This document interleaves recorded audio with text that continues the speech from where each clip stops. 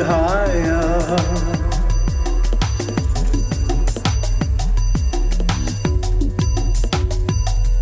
Buddhaya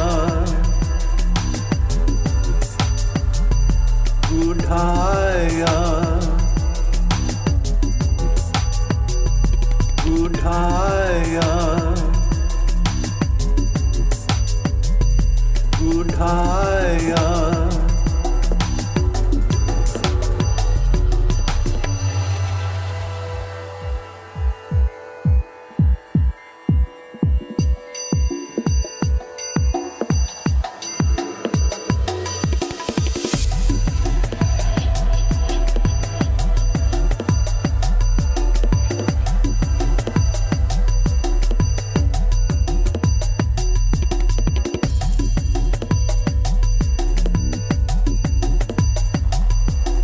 Om Namo Buddhaya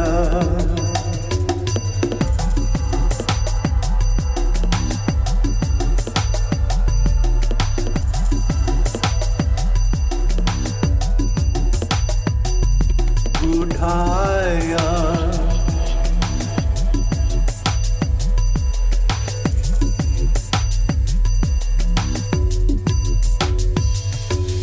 Om Namo Buddhaya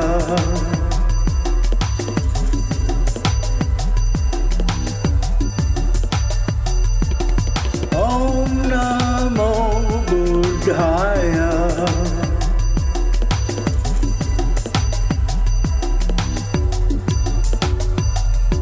Buddhaya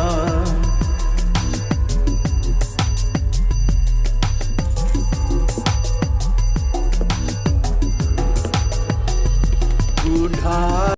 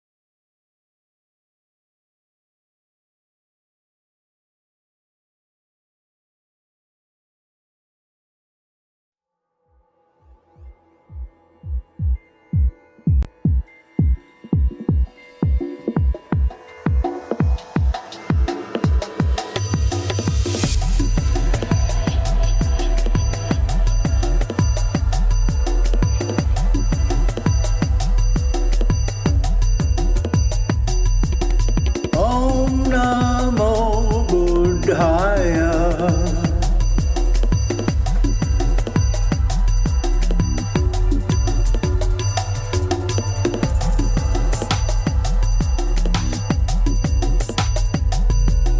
Om Namo Buddhaya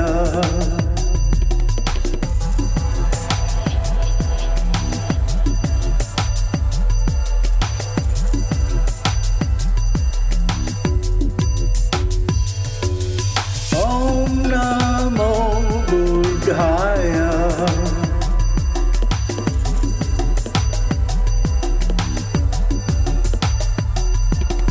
Om Namo Buddhaya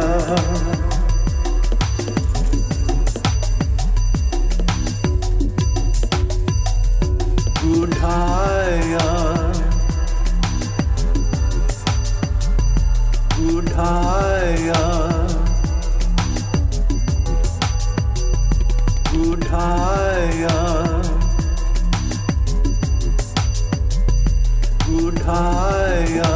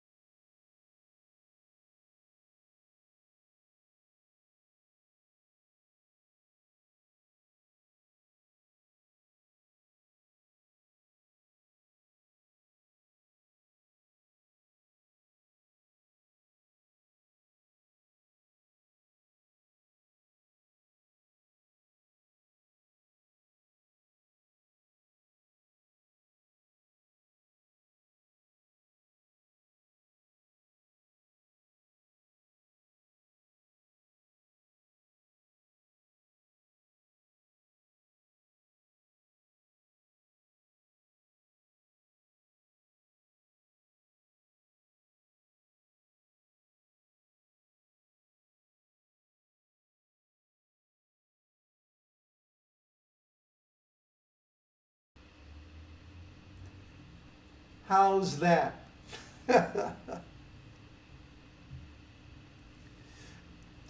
You see, it's because I was in such a rush to get the theme music finished.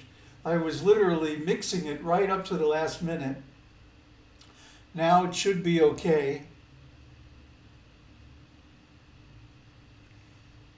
Well, you should be able to hear now. There's a little delay, about a minute delay.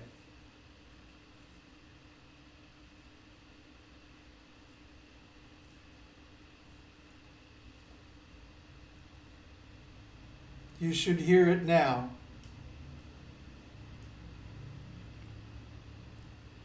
Okay. I was so rushed that I kind of overlooked a couple of little details. But anyway, I'm really happy with the new song. I'm experimenting with mixing traditional Indian sounds and very contemporary techno and hip hop beats and stuff like that. And so far I hadn't been happy with the result.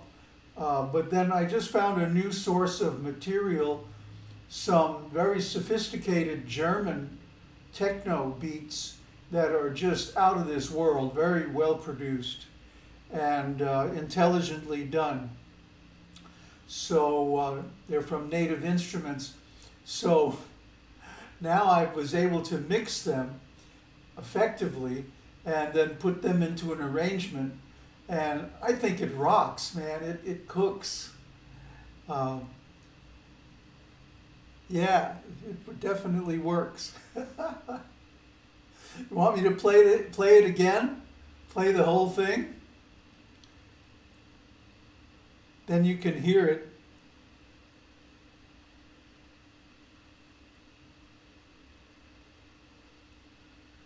Waiting for the response because it takes about a minute delay.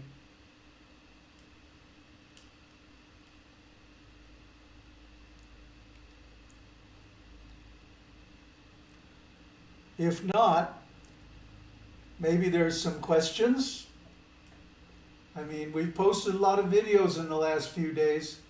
There should be some questions, eh?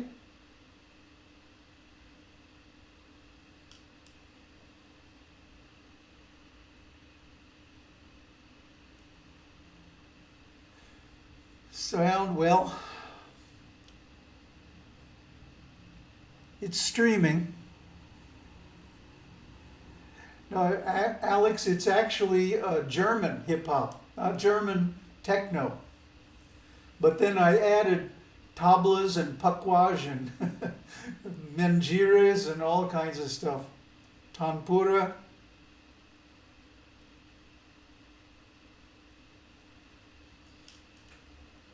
Anyway, if nobody has any questions, I will just play it again, Sam.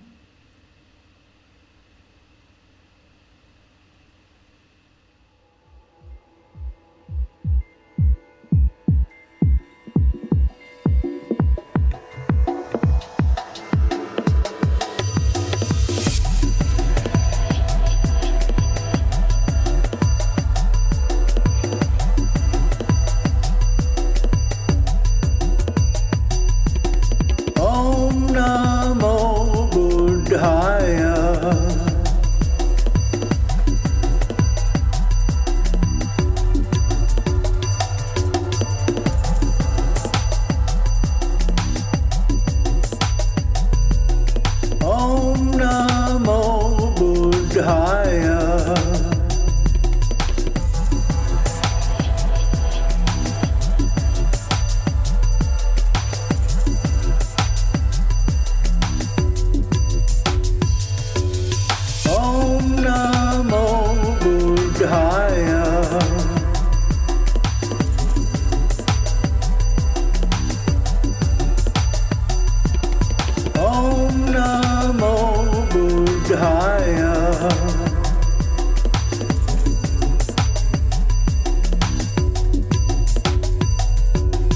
Buddhaya,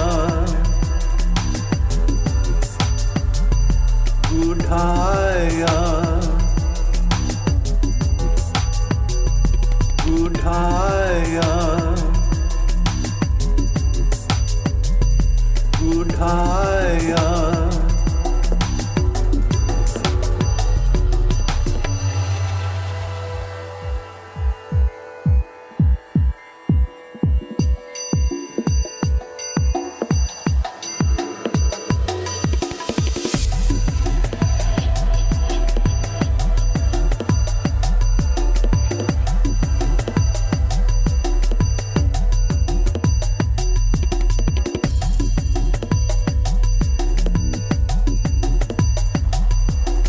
Om Namo Buddhaya.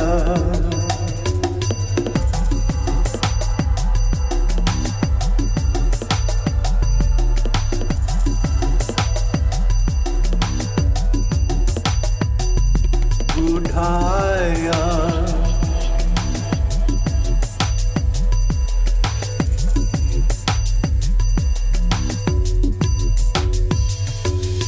Om Namo Buddhaya.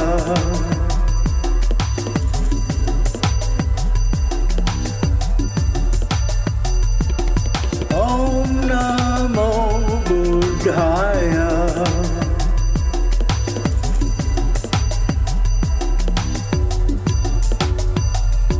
Buddhaya.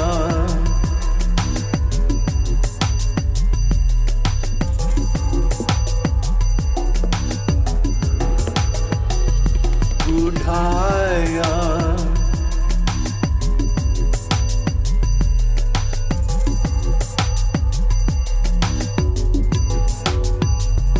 Buddhaya.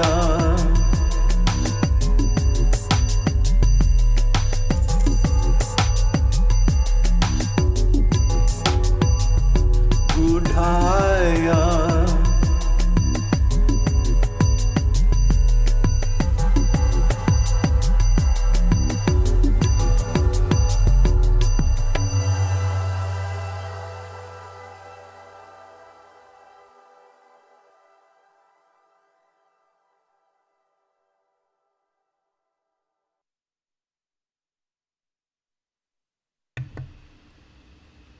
There, wasn't that fun? I've been having a blast all day with this. Okay, we got some questions. How can one measure and determine whether one has graduated from a certain stage of the four views teaching? Well, you will know, because the stage that you have been practicing will no longer satisfy you. However, it's not that you give up the previous stage when you go to the next higher stage. Rather, the previous stage becomes the foundation for the next stage.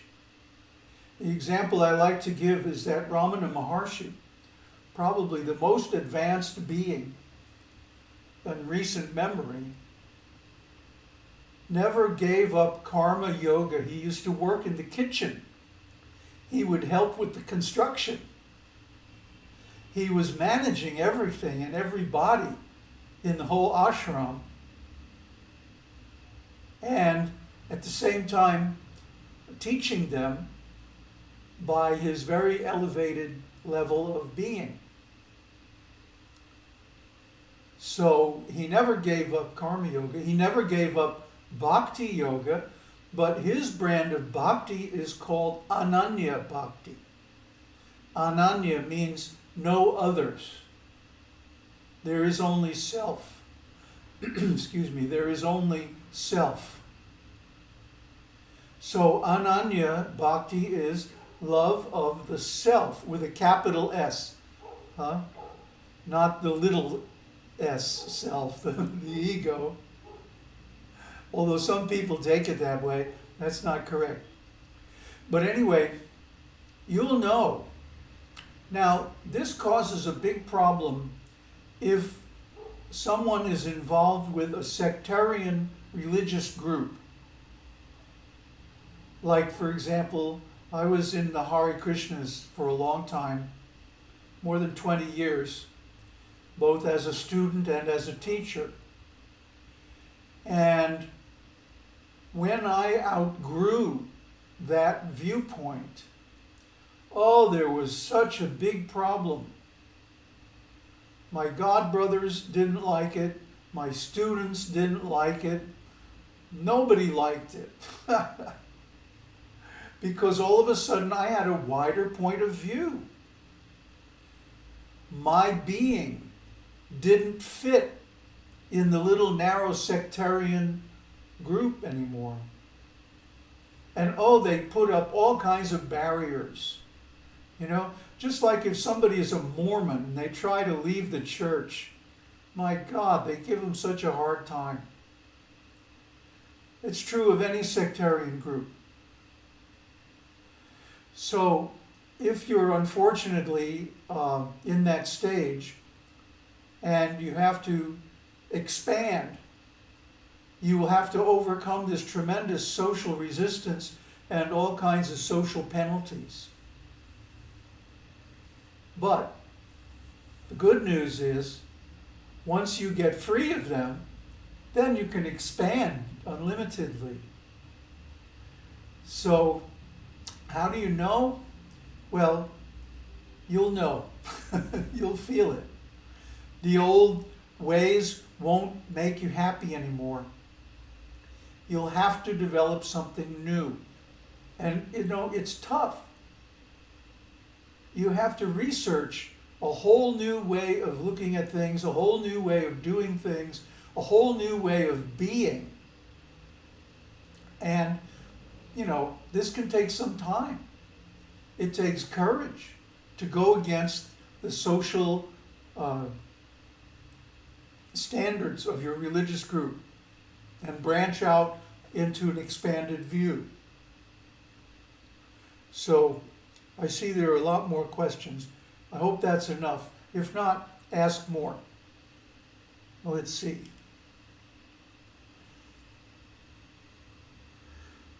There is a phenomenal band called Thievery Corporation that uses Oriental instrumentation. Oh, I got to check these guys out. Then Ben says, I suppose one can take the degree of Ananya Bhakti as measure for Bhakti Yoga and the degree of Nirvikalpa Samadhi for Raja Yoga, but how can one determine one's progress in Karma Yoga? By how much of your activities and thoughts are about yourself and how much is about your deity, the object of your puja. In Karma Yoga, there's no Ananya Bhakti in Karma Yoga. It's strictly dualistic. I, thou. So the object of worship, the Ishta Devata, can be a form of God, it can be a guru, it can be the universe, it can be consciousness. I heard a story about one guy in Alcoholics Anonymous whose higher power was Satan. But the point is, if you are really in Karma Yoga, you won't be doing anything for yourself. Now that doesn't mean that you're only doing religious stuff, but it means that everything you do, even your ordinary duties of life, taking care of the body, taking care of finances, taking care of your possessions, your family, and so on, are done as an offering to the Lord, not as a self-aggrandizement. You know, like everything I do, from when I wake up in the morning till I fall asleep at night, and even after that, is done as a part of my engagement in helping people to understand this teaching. and of course deepening my own understanding as well. So I know what I'm talking about here. And out of this total dedication to service, the attitude of love develops. And this is how bhakti spontaneously arises from the perfection of karma yoga. Okay, what's next? Audio continues to be intermittent. Well, nothing I can do about it. It must be the internet connection or the server. Song is really good. Good track. Thank you. Can you talk about the mother, please? Well, let me finish the karma yoga thing. Ben says, maybe one can measure one's progress in karma yoga via the presence of good fortune, karma, and virtue in one's life. Well, that's external. It goes deeper than that. You know, like for example, Ramana Maharshi, another example, got cancer. Does that mean he had bad karma? See? Does that mean he was unrighteous and that's why he was suffering?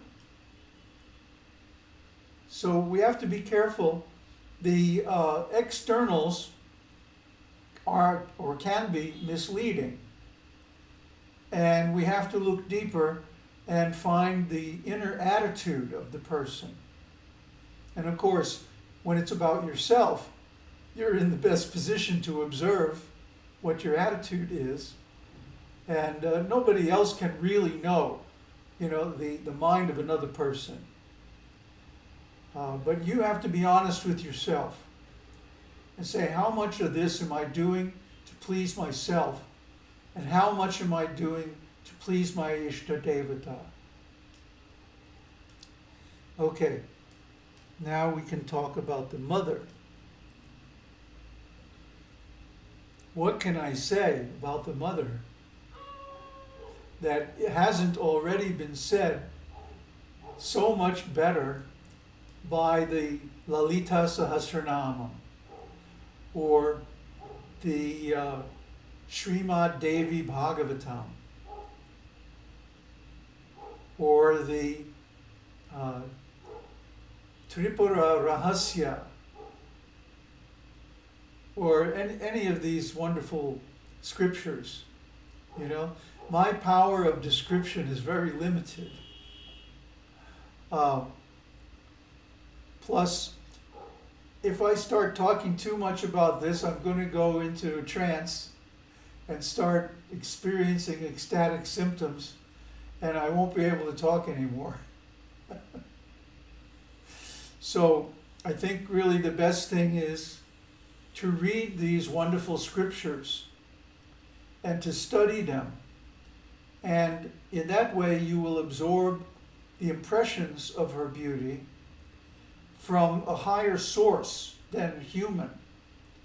Because all these scriptures are channeled, you know. For example, the Tripura Rahasya was channeled from Lord Brahma. The author considered himself merely a scribe, and that actually Lord Brahma had written it. And the same with the Lalita Sahasranama, that was composed by the Vach Devis. Vach Devis are the four goddesses, expansions of Lalita, having to do with speech, Vach. And this 1,000 names of the mother is just the perfection of speech. I mean, there's nothing like it, you know. So for me to try to describe the mother's beauty is like a crow trying to describe the moon, you know. Rah, rah. moon is very beautiful. Just look at it directly. So that's really the answer to the question. Let's see. Vindis, you talked in a video about how difficult it is to let go of Brahman as your identity once you get attached. Do you still think the Buddha's way is the best course of action? Via negativa. Well, Brahman is the result of via negativa. You know, Brahman isn't anything. It's a space of consciousness. And it's empty. There's no objects, no movement, no dimension, no action, no energy, no work. I mean, there's no nothing in Brahman. Brahman is just space. It's Nibbana. Whatever the Buddha has described as Nibbana is exactly the experience of Brahman. In fact, I wish I had this sutta. I guess I could find it, but I would have to interrupt the flow here. Where Buddha talks about emptiness. And he says, one who realizes emptiness is a real Brahmana. A Brahmana, of course, is someone who is supposed to know Brahman. So, the real Brahmana is one who realizes emptiness, because Brahman is empty. There's nothing there, no thing in Brahman. Brahman is not a thing because Brahman can never be an object. Brahman is always a subject. That's why we can't see Brahman. We can only be Brahman. And this is self-realization. So it's not that Brahman has to be let go of. Maybe the concept of Brahman has to be let go of, but the experience of Brahman is eternal, it's permanent. It's always there, it's unchanging, and always the same. So, actual Brahman is not to be let go of. How can you let go of yourself? Okay, let's see. Ben says, how can I cultivate a more selfless attitude in ordinary activities like working, studying, maintaining the body? How can I transform selfish ambitions into unselfish compassion? Well, why are you working? Why are you maintaining the body? Why are you taking care of, let's say, your family or your relatives? Is it for yourself or is it for the glory of God? See? Like, for example, I worked for so many years as a technical writing contractor. And that meant I had to go here and there and meet with all kinds of rascal people, I mean, ultimately, I did my work at home, which, before anybody worked at home, I was working at home. And then I would go in once or twice a week to meet with the client, which could be like digital research or Apple or IBM or any of the computer companies. So the whole time I was doing that, I was disinterested because I was doing it to save money to go to India to be with my guru, or to live in a temple and do holy service,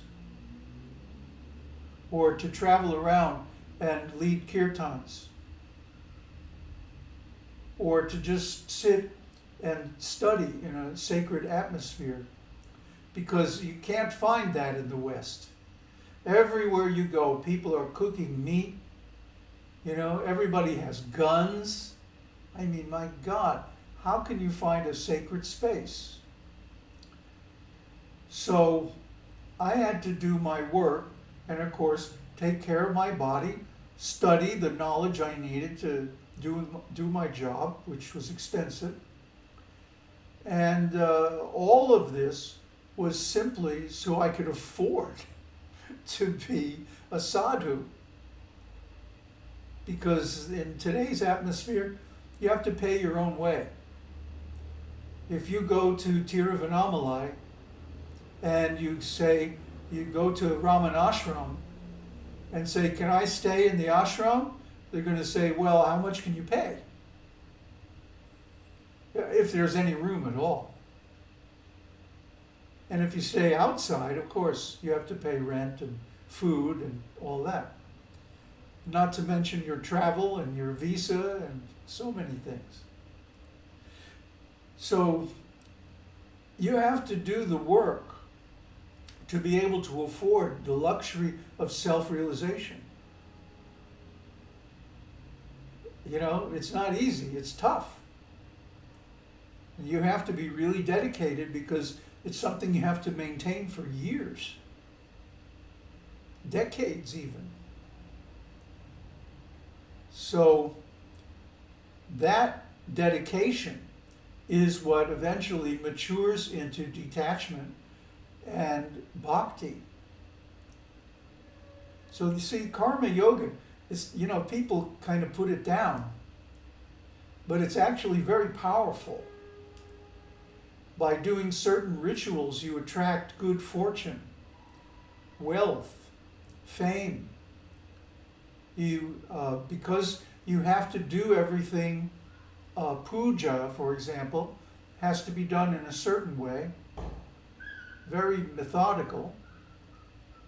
You have to develop your punctuality, your ability to follow instructions, your ability to understand the scriptures and Sanskrit and mantras and so many things. So by doing this, you develop the personal qualities that automatically lead to development of bhakti. See, but karma yoga is not a small thing, it's a big, big deal. And it's the foundation without which, if you try to jump up, you'll simply fall down. So karma yoga has to be continued at all costs until it bears its fruit, which is bhakti. So let's see what's next. Alexander says, how do we enter the jhana of infinite space? Assuming concentration is sufficient enough? No, it's not enough. Concentration is only the beginning. I have a little visualization kind of thing, conceptual visualization I use for that particular jhana. Imagine a space. Now imagine a big space, big enough for the whole planet. Now imagine a space that's big enough for the whole solar system, the whole galaxy, and eventually the whole universe. Now imagine a space that has no boundaries whatsoever, that is truly infinite. And in a space like that, the whole universe, I don't care how big it is, the size of this universe is insignificant compared to infinity. So what happens is, the universe, as you expand this space more and more, the universe shrinks down to a tiny dot and disappears. And there you are. You're in infinite space. It's a very nice place to hang out. When I was a monk, that was one of my favorite meditations. But you see, infinite space automatically leads to the next jhana, which is neither perception nor non-perception. Because when you're in infinite space and you lost the universe, it's there somewhere in a corner, you know, but you can't find it. It's invisible. So you're not sure whether you're perceptive or not. How can you know? Because there's nothing to perceive by any of the senses or the mind. This leads to pure emptiness. Pure emptiness where there is nothing and no perceptions and not even any consciousness. Because if there's no object, how can there be consciousness? So it's neither perception nor non-perception. And this is right next door to Nibbana. So, yeah, the meditation on the infinite space is a very important step for attaining enlightenment. I used to do it for hours and hours when I was a monk, living in a monastery. Okay, what's next here? Oh, that's it. Well, only 5 viewers. Somebody is pinging me on Signal. I guess they don't know about this program. Are there any more questions?